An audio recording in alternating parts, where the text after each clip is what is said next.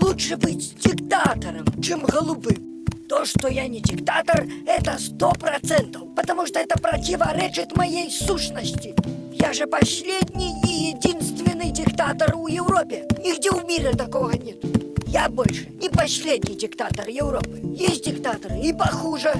У нас же диктатура в Беларуси, в хорошем смысле слова. У нас вообще никакой диктатуры, а полная демократия, которой ни в одной стране мира нет. Я диктатор. Я не диктатор. Я диктатор. Я не диктатор. Я диктатор. Я не диктатор. Ай! Опять забыл принять.